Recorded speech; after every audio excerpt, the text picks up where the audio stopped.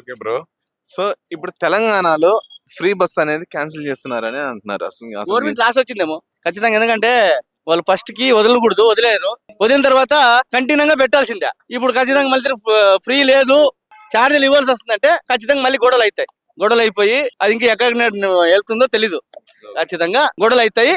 ఇది అయితే ఎంతవరకు అయితే నిజమే. ఇప్పుడు వాళ్ళు ఫస్ట్ కి ఆడవాళ్లకు బస్సు ఫ్రీ అని వదలకూడదు, వదిలారు, వదలాల్సిందే. ఇంకా కంపల్సరీ గొడవలు అవుతాయి. మళ్ళీ నెక్స్ట్ ఇంకా ప్రజల్లో ఏమైనా గొడవలు జరిగే అవకాశాలు ఉన్నాయి? ఉన్నాయి. ఎందుకంటే ఇప్పుడు సడన్ గా మీకు బస్సు ఫ్రీ లేదు అని చెప్పేసి అంటే ఏమైతుందంటే నెక్స్ట్ రేవంత్ రెడ్డి గారు ఇంకా రాడు, కాంగ్రెస్ ప్రభుత్వం రాదు, జీరో జీరో. అప్పుడు మన కేసీఆర్ గారు లేస్తారు, నిద్ర లేస్తారు.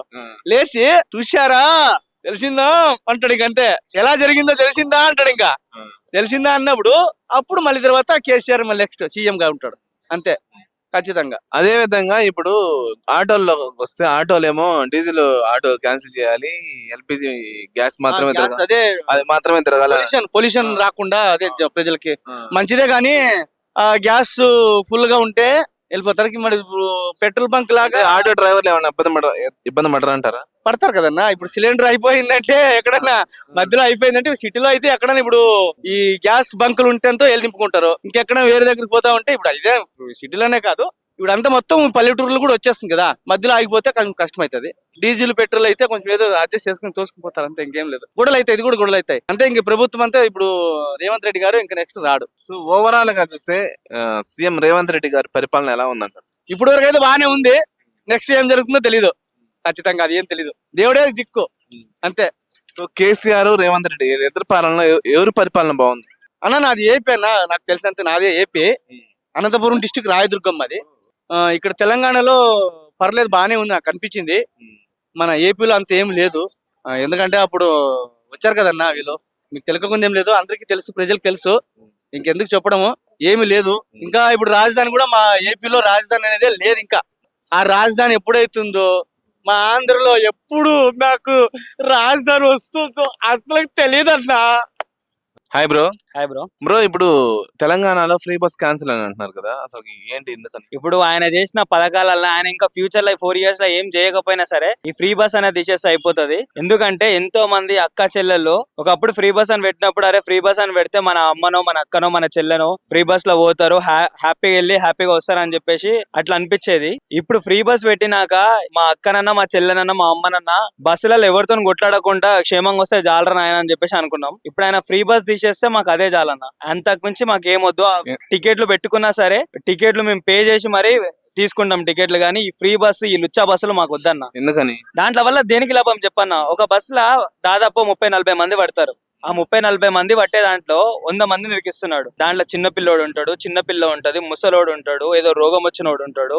అందరైతే వయసు పిల్లలు అయితే ఉండరు కదా. సరే ఈడ లోకల్ అంటే మనం ట్రావెల్ చేయగలుగుతాం. ఇప్పుడు ఈ నుంచి మా ఊరికి వెళ్ళాలంటే 3 to 4 hours పడుతుంది. ఆ 3 to 4 hours జర్నీలో ముసలోడికి కాలు నొప్పులు వేస్తాయి.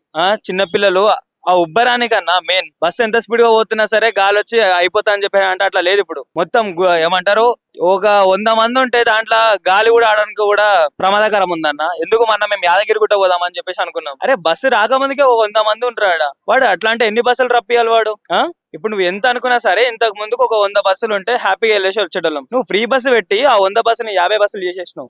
50 బస్సులు చేసేస్తే దేనికి వస్తాయి? నీకు ఇక్కడ ప్రమాదకరం ఉందా లేదా? ఇంకా ఇది కాదు, ఇక్కడ మనం మెయిన్ జూబ్లీ హిల్స్ లా అక్కడిక్కడ మన హైదరాబాద్ లో చూసుకున్నా సరే ఒక ఆడపిల్ల కనిపిస్తే బస్సు డ్రైవర్ ఆపకుండా బస్సు వెళ్ళిపోతుంది. దేనికి? దాంట్లో ఎంత ఏమంటారు, ఇవన్నీ కుట్ర పనిలో లేకపోతే ఏందో తెలుస్తలేదు. కానీ ఈ రేవంత్ రెడ్డి ఫ్రీ బస్ పెట్టయితే చాలా పాపం మూట కట్టుకున్నాడు అన్న. ఎందుకంటే ఇంతకు ముందు ఇల్లులు కూడా కొట్టేసేసి అది పాపం కట్టుకుంటూ ఇప్పుడు ఫ్రీ బస్ పెట్టేసేసి ఇది కూడా పాపం కట్టుకుంటుండే. ఎందుకు? ఒక ముసలామ్మ 9-10 గంటలు ఉంటది, లాస్ట్ 2 బస్సులో ఉంటాయి. ఆ లాస్ట్ 2 బస్సులలో ఈడు ఎట్లా ఏమో టికెట్ తీసుకోదు కదా, ఈమెను ఎందుకు ఎక్కించుకోవడం అని చెప్పేసి బస్సెస్ ఆపకుండా వెళ్ళిపోతారు. దానివల్ల ఎవరికి నష్టం? వాళ్ళు అనుకోవచ్చు అరే నాయన పైసలు ఇచ్చి నేను బస్ ఎక్కుతా దారాబాయ్ అని చెప్పేసి అనుకోవచ్చు. ఆ టైంలో నైట్ పూట అయినా వాళ్ళకి ఇబ్బంది ఉంటది కదా.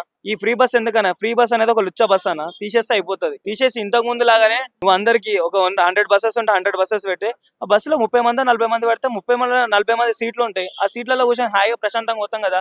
మా అంటే 100-200 పోతా, అసలు అయితే పోవు కదా. నేను చెప్పాల్సింది అది, ఫ్రీ బస్ అనేది వేస్ట్.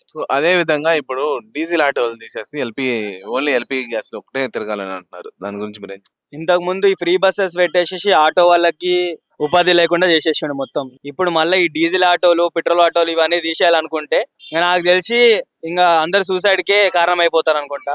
ఎందుకనంటే ఇంతకు ముందు ఓ బస్సుకి ఇచ్చే ప్రైస్ ఒక ఆటోకి ఇస్తే ఆటోలో వెళ్ళిపోతామని చెప్పేసి అనుకుంటుంటే, ఇప్పుడు ఈయన రేవంత్ రెడ్డి వచ్చి ఫ్రీ బస్ పెట్టిన తర్వాత ఒక్కరు కూడా పోరు. ఎందుకంటే మన హైదరాబాద్ లో ఫ్రీ వస్తే పినాలు కూడా వదలరు. అట్లాంటిది ఫ్రీ బస్ వచ్చిందని చెప్పేసి ఆటోను వదిలేసేసి బస్సెస్ ఎక్కుతారు. దానివల్ల దేనికి ప్రయోజనం? ఆటో వాని కడుపు కొడుతురా లేదా? ఇంతకు ముందు 1000 రూపాయలు వచ్చేవానికి ఇప్పుడు 200, 300 వస్తున్నాయి. వాని ఇంట్లో వాని పిల్లల్ని ఏం సాదాలి, వాడు స్కూల్ ఫీజులు ఏం కట్టాలి, వాళ్ళ పెళ్లిళ్ళు పేరెంటాలకు పోతారు, వీడు అప్పు చేసుకోవాల్సిందే కదా. ఇప్పుడు నువ్వు ఇంకా డీజిల్ ఆటోలు తీసేస్తే వాళ్ళు చావాలి. ఎందుకంటే వానికి తెలిసిపోతుంది, అరే ఇంతకు ముందు ఆటోలు నడుస్తేనే ఇట్లా ఉంది, సామ నడుస్తేనే ఇట్లా ఉంది, ఇప్పుడు మనం ఏం బీకలేమని అని చెప్పేసి ప్రతి ఒక్కడు ఊరేసుకొని చచ్చిపోతాడు. దాని కారణం ఇది. ఈయన ఏమంటున్నాం అంటే, మాకు తెలంగాణ నుంచి రేవంత్ రెడ్డికి మేము ఇచ్చేది ఒకటే, ఈయన ఎక్కువ మాకేం ఇవ్వద్దు అంటే ఆ పథకాలు ఇచ్చి ఈ పథకాలు ఇచ్చి మమ్మల్ని సుఖపెట్టి ఏదో చేయాల్సిన అవసరం మాకు లేదు. అర్థమవుతుందా? ఉన్న పథకాలే అమలు పరుచుకుంటే వెళ్ళిపోతే చాలు. నువ్వు 500కి సిలిండర్ అని చెప్పేసి అన్నావు, ఇంత ముందు 1000 రూపాయలు ఉండే. నువ్వు ఇంత 15 కిలోల సిలిండర్ ని తీసేసి 6 కిలోలు పెడితే దాన్ని సగం కట్ చేసి నువ్వు సగం ప్రైజ్ మాకు ఇస్తున్నావు. దానికి మించి నువ్వు పీక్ ఏమి ఇస్తున్నావు? మాకు ఏమని ఇస్తున్నావా? ఏం లేదు. ఈ కాంగ్రెస్ ప్రభుత్వం మొత్తం డొల్ల ప్రభుత్వం అన్న, వేస్ట్ ప్రభుత్వం అసలు. సో ఇప్పుడు ఫైనల్ గా రేవంత్ రెడ్డి గారి పరిపాలన బాగుందా, లేదంటే కేసీఆర్ గారి పరిపాలన బాగుందా అంటే మీరు ఏం చెప్తారు?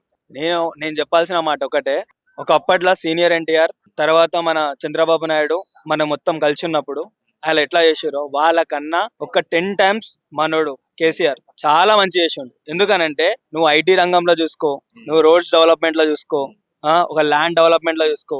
ఎందుకంటే ఇంతకు ముందు మా ఊర్లో ఓ 1,00,000 రూపాయలు 2 లక్షలు పోయే ల్యాండ్ ఇప్పుడు 40 లక్షలు 50 లక్షలు పోతుంది.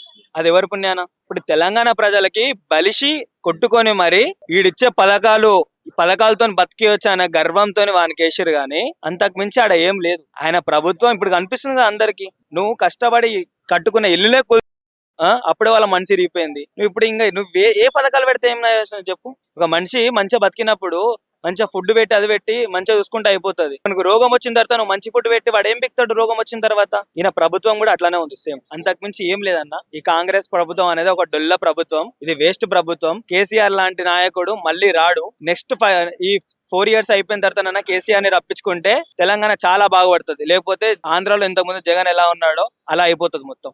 Okay bro, thank you very much.